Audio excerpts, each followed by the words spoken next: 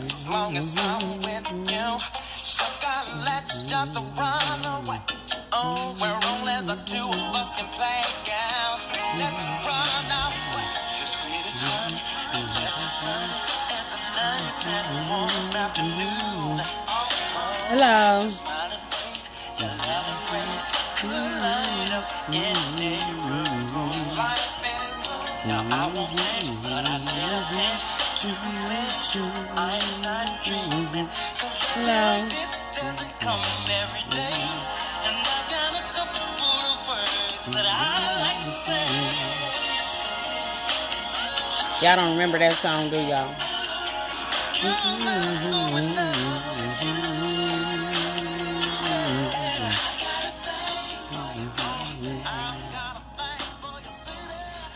Hello.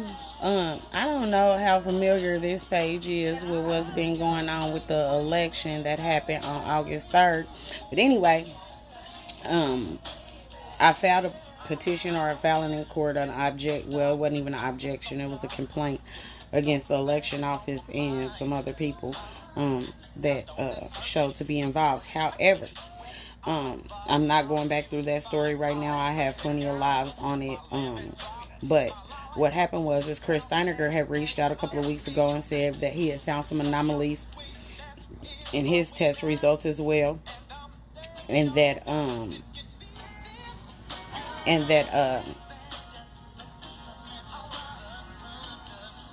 he was questioning them. So he had been keeping in contact with us concerning, or with the people who are also contesting the election results. Anyway, Mr. Steineger had found six voters who had voted for him in in Ward 9, Precinct 1, who said that they voted, who showed proof that they voted.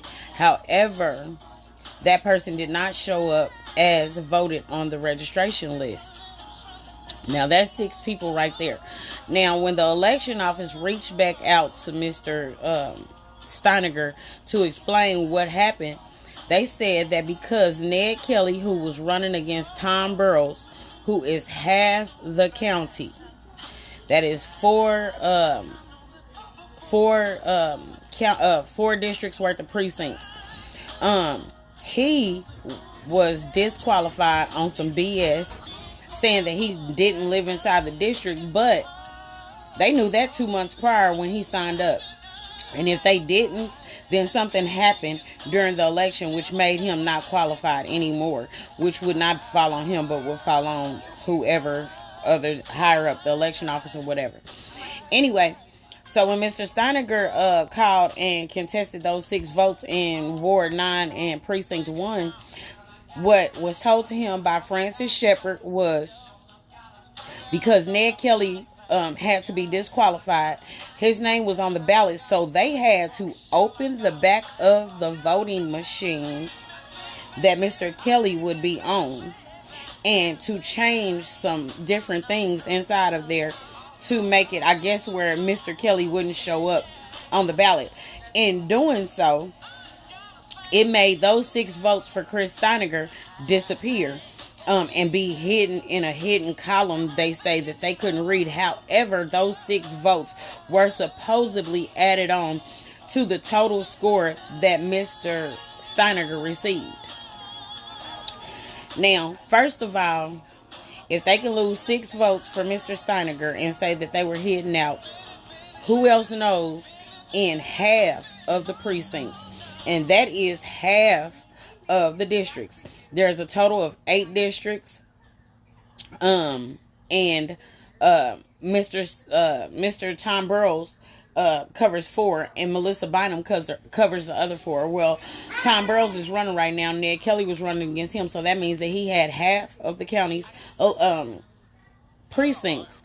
So if they had to change all of those different voting machines, then what's to say if Mr. Steineger found 6 votes? Now, and I have definitely found people who say they voted who are not on my list. But Mr. Steiniger had his proof in hand, and he confronted the election office. Now, because he's already a sitting senator, they are not going to try to do him like they are doing me, Mr. Duffy, Mary Girl, Janice Witt, and some other people who are on the ballot. Lisa Yeager Walker. All of our votes were tampered with. I don't care. The election office can deny it all they want to, but we have plenty of proof to prove that those numbers are way off. And Mr. Steiniger's claims and the elections office response to those claims gives me further evidence that there was some type of mishap concerning our votes. And instead of our election office, who is supposed to uphold the integrity of our voting process, instead of them doing the right thing and checking and make sure everything's okay, what they did was try to cover it up. So that tells me that y'all have foreknowledge before knowledge of the election numbers being jacked up. Because otherwise, why wouldn't y'all just go ahead and actually recount or really look into what happened to those votes? They didn't do that. Instead, they tried to pacify the two sitting senators who are on the ballot, which would be David Haley and Mr. Christian Steiniger. With that being said, hey Ronnie, with that being said, my thing is this: if you're going to pacify them, you need to make sure that you're not doing so in a way that would look like you're being unbiased and unreasonable to the other candidates who do not hold a seat on that on a board or on a Senate seat, on a board, on a House, or whatever. Because we're not sitting, they felt like they could just do us any kind of way, when in fact they had the wrong ones. Hey, Chantrell, in case you didn't know, Mr. Steiniger, who is a sitting senator who was also on the ballot with us, called me today and told me that the 6 votes that were missing from his precinct 1, Ward 9, the election office said that because they had to remove somebody else off the ballot, they opened up the back of the machine, and that made his votes mess up. So if Mr. Steiniger's votes messed up in one precinct, it's safe to say that if Mr. Ned had to be removed from half the county's precincts from 4 districts, then it's a whole lot. And then all of the precinct 9s are in my area. So it's safe to say that a whole lot of votes could have got messed up or lost, or what did they say, a hidden column. This is what they told Mr. Steiniger, that it was a hidden column of votes that they did not previously see. However, they were added on to the end of his total. Bullcrap. If y'all didn't find it until a couple of days ago, the canvass took place on 8/16. Y'all didn't know them votes was there, and those 6 votes are not on Mr. Steiniger's stuff, because on Mr. Steiniger's paperwork that you all sent him, you said 0 people voted out of that precinct for him. So that means 0 votes were counted out of that precinct for Mr. Steiniger. I believe it's 113 precincts. So if you divide that in half, that's 70-something precincts, each one. And in each one of those precincts, you have thousands of votes, hundreds of votes. How do you know that more didn't get messed up when y'all opened the back of a machine in the middle of an election to remove Mr. Ned off, when y'all could have just made sure that his votes did not qualify or whatever, that he wasn't on there previous, because y'all called Mr. Ned about 3 weeks to a month ago and told him he didn't qualify. So y'all had plenty of time to fix it, instead of waiting until the day of the election to open up the machines and fix it at that point. So I think that they're trying to lay a foundation of, oops, we messed up and we might need to recount, because we are on that tail in that courtroom. Which brings me on to the next one.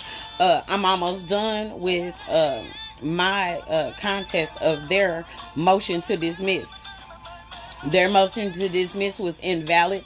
It did not have the right statutes on it. It had a statute of if we were disqualified by an election official due to disqualifying reasons, whatever that may be, like Ned not living in the correct area.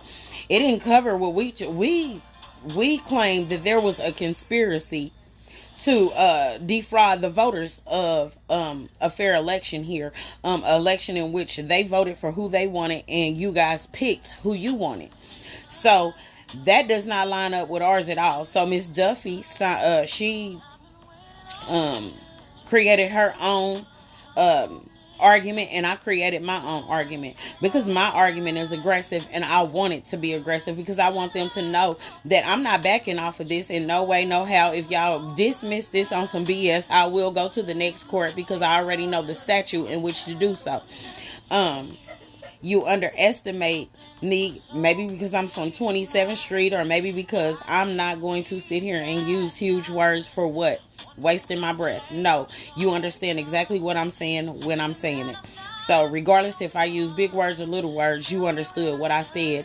And that goes for all the representatives. I'm not going to play the politician game. I'm going to play the resident game. I'm here for the people, for the residents, not for the unified government, not for the officials already there, and definitely not for whatever rich people are behind whatever is going on.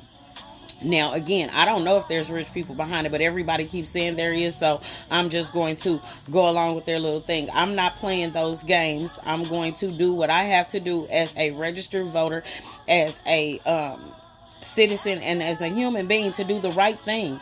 You know, just do the right thing. That's all. And I asked Mr. Abbott that. I told Mr. Abbott, I said, you have a real good opportunity here to do the right thing. And he was like, yeah, if I made a mistake, I'll own it. I'll own it. Well, he didn't own it. He didn't own it because they definitely made a mistake. And then for you to come out a month and a day later, and tell Mr. Steiniger that y'all opened up half the dang on election machines. Like, y'all opened the election machines to tamper with it, to remove Ned Kelly, and messed up Mr. Steiniger's votes. But everybody who lost said that they found all kind of anomalies of people who said they voted and were not counted, people who said that they didn't vote and were counted. I mean, it's just all kind of this, more than one official number. The mayor's race doesn't add up to the races. Precincts say they have 183 voters in there, but the other paperwork that they sent out said they had 185 voters. I mean, it's just like that all over the place. When it comes to them numbers, none of the numbers match up at all. And that right there is a problem because numbers are factual. You can rely on numbers. You can add them any way you want to, and it should come out to the same number. But these don't do that. And that's the problem that the election office is going to have. I don't care, because all the numbers that I have are supposed to be official numbers, counted, and that's it. So you cannot come back and say, oh, we messed up. No, well, you didn't mess up. What you did was you was moving too fast, didn't make sure your stuff matched, didn't check your math, and you put it out because y'all were cheating. Because if you literally just counted the votes, you wouldn't have any discrepancies.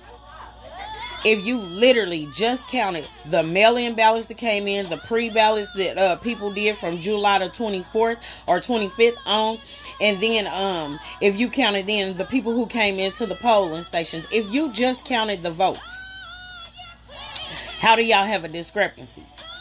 Well, here's another question I got to ask. Now, Miss Frances Shepard is the assistant commissioner of the election office. That means she's second in command at 850 State Avenue. Now, with that being said, why does she do a mail-in ballot? And she's there Monday through Friday. She was there on the day to vote. She was there every day that early voting took place. And early voting station is 850 State Avenue. So why does she need to mail in her ballot? That's the kind of questions that I have to ask. What was it that Miss Frances needed to mail in her ballot? And I know she was not on vacation during that time because she was in the office during the voting session, because I go down there. I was going down there asking questions, and this was before the cheating took place, before the hacked election. I was going down there, and Miss Frances was in the building.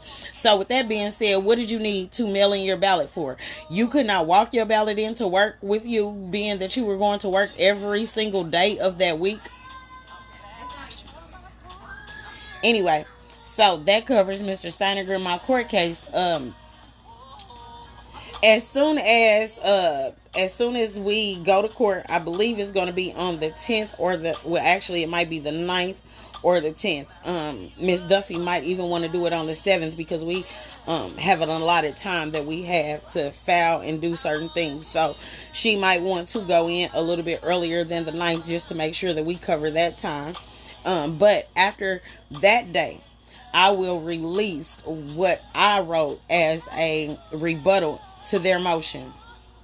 I don't want to release it beforehand because if I do, then they will be able to rebuttal it better. Because as we stand, the judge did not give us any type of instruction to respond before we go to court. So that means that we can keep our responses until court. And at that time, we can argue that response, and they will not have a clue as to what our argument against their motion to dismiss would be, which is better for me. But honestly, I don't care because they cannot combat it. Everything that every statute that I added on to my argument, I can and will prove. I can prove everything that I said against them, that Mr. Abbott and Mr. Caskey both started trying to concoct a story. As soon as I got off the phone with them, by the next conversation, their whole demeanor, attitude, and everything changed. They went from humble to mad as hell. And I'm like, well, I ain't did nothing to you yet. So how are you mad? I'm just simply asking questions at this point and asking you guys to do the right thing. That there's no way from 6:40 in the morning, 6:40 a.m. on August 3rd, all the way up until the end of the day, I didn't get any votes. There's no way that they had 1% of the precinct voted counted, and I was at 117, and then at 100%, I was still at 117. That does not add up. There's no way that Miss Eleanor and Miss Latoria Chin got anywhere near 233 and 273 at 6:40 in the morning and did not get one single vote all the way up until 8:45 at night. It's just no way. No way that happened. In the meantime, Michael Caine had 0 votes at 6:40 in the morning, but had came back and passed them at night. So it looked like that they just paused Miss Eleanor and Miss Chin's numbers until Mike Caine caught up and passed them.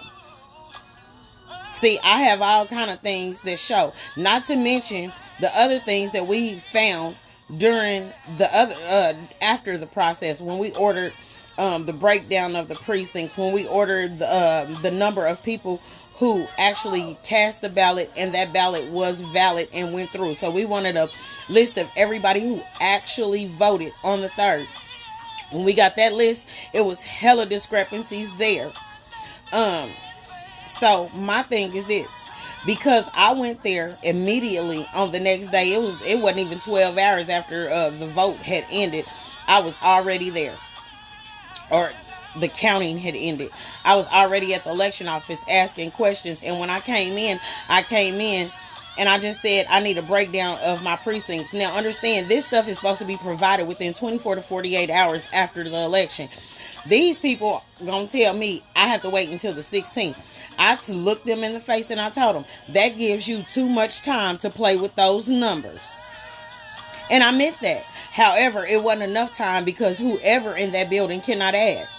I'm just going to put it out there. They cannot add. I don't even know where they got these numbers. It's like they threw some stuff off the top of their head. Maybe they felt like we weren't going to go back and check. Or maybe they thought we didn't know how to do math. But I have to say this. Miss Duffy's dad is some type of well-respected mathematician and a statistical analysis person. So therefore, Miss Duffy, and she said that growing up, and I can imagine that growing up, she had to play with numbers and math all the time and help her daddy. So she knows how to go through them numbers. So that comes in handy when you have two people who know how to do numbers like that. Because I can literally look at the page and tell that the numbers are off. Now, once I started breaking down the math, that's when I seen how far off they were. I would love to hear what their argument. Now, I gotta tell y'all this. These people got the lawyers from the 9th floor. The ninth floor is like the prestigious. That's where the lawyers are, or not the lawyers, but the mayor's office is and everything. But these prestigious lawyers, they only come out for the best of the best of the best. So I just have to say this. If they are the best of the best or of the best, either they thought we were stupid or that our comprehension level was on a kindergarten level, because the statutes that they use do not match the situation at all. Unless they were trying to help us and wanted this case to come to fruition. Or they don't know what they're doing. I'm just going to put it out there. Now, the statute that they use say that if you are disqualified for any reason. Well, we weren't disqualified at all. We were cheated. We weren't disqualified. We never claimed that it was some type of accident or some type of glitch or anything like that, because the statute says for any other reason. But it also does not include criminal action. Criminal action falls up under a whole different statute, and that would make it up under this jurisdiction for this court. Now, I'm not going to say those statutes out here because they don't know which statutes that I plan on using. They can look up whichever ones and take a wild guess, but they don't know my evidence, because that's why I've been so silent about it. I put some things out, but I made sure not to put everything out, because you're dealing with corruption. And I'm saying it just like that. You're dealing with corruption. You're dealing with fraudulent people. You're dealing with people who do not mind lying about whatever. People who can have enough money to buy off whatever they want to, except for me, apparently, and other people who were running on the ballot. Miss Mary Girl, they didn't even approach her. Why? Because they already knew Miss Mary Girl was not going for that. That libertarian is strong in her. They did try Miss Duffy. They didn't try Miss Witt because they know Miss Witt was too strong for that. I have to say this. If the people who did not make it on the ballot were all approached by somebody except for Mary, it's a good chance that the rest of the people on the ballot have been approached by those same people, and more than likely they accepted. More than likely they accepted whatever was going on, or whatever was asked of them, because we were not. And that was because everybody who did not make it on that ballot, all vowed that BPU was going to get under control, and so was the taxes, the meal levy, and all of that stuff. Because there's other ways to make money than to turn your dang on citizens into slaves. And that's just what they did. We are slaves to the BPU. And I'm not talking about no racial thing. I'm talking about a class thing. If you don't make above a certain amount of money, you are a slave in Wyandotte County to BPU. You can have the best retirement fund, but when you actually retire, you're going to have to go and work at Walmart, the Goodwill, or something in order to suffice for that BPU bill, because it's ridiculous. It has no cap on it. It has nothing. It has no policies that protect the public. Like, most people don't even know that if you're on hospice, if you require lights to live, BPU no longer honors a doctor's note. And then they quietly say, we don't have a policy covering that. But they don't tell the public that. That's because they want you to assume that it's still up under the rule of that. They also don't have a cold weather or hot weather rule, which is absolutely ridiculous, because they cut off an elderly man who was immobile this summer for $167, which only $66 of it was towards his light bill and water. The rest of it was UG charges, which is absolutely ridiculous, because that's almost double his bill. And if y'all go and break down your bills and look at the BPU side versus the UG side, you will see that that UG side is constantly climbing higher than your actual electric bill. But people stay at home. I have no problem with you staying at home. If you're going to stay at home, I will fight for you. But I'm going to need a letter saying, hey, CC's fighting for me. Or either when I say, hey, call up to the mayor's office, call BPU, email them, I need y'all to do so. Because when that happens, I'm the one standing up there fighting, and I'm saying the public hates BPU and the way they're treating them. But then nobody responds. It looks like I'm just the one who hates BPU. And then Mr. what's his name? The old man.